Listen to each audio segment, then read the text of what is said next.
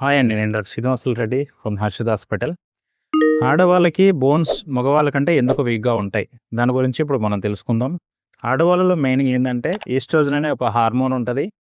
ఆ హార్మోన్ అనేది ఫస్ట్ చిన్న పిల్లలు మేబీ 10, 15 నుంచి ప్రొడక్షన్ స్టార్ట్ అయ్యేసి 30, 35 ఇయర్స్‌కి పీక్ లెవెల్‌కి వెళ్తదండి. అగైన్ అరౌండ్ 50, 55కి పూర్తిగా హార్మోన్ ప్రొడక్షన్ అనేది తగ్గిపోతది. సో, ఆ హార్మోన్ అనేది మన బోన్స్ యొక్క metabolism plus bone growth, bone ఒక మాస్ ఇండెక్స్‌ని కంట్రోల్ చేస్తుంటది. సో, పీక్ లెవెల్ 30, 35 ఇయర్స్‌లో హార్మోన్ ఎక్కువ ఉన్నప్పుడు ఆడవాళ్ళ బోన్స్ కూడా ఆ టైంలో స్ట్రాంగ్‌గా ఉంటాయి. మెనోపాజ్ ఏజ్ అంటే 50, 55 అరౌండ్ ఆ ఏజ్‌కి వచ్చినప్పుడు ఎప్పుడైతే ఈస్ట్రోజన్ ప్రొడక్షన్ తగ్గిపోతదో, దాంతో పాటు ఈస్ట్రోజన్ అనేది తగ్గిపోవడం వల్ల హోర్మోన్ ప్రొడక్షన్ మాస్ ఇండెక్స్ తగ్గిపోయి బోన్స్ అనేవి వీక్ అయిపోతాయండి.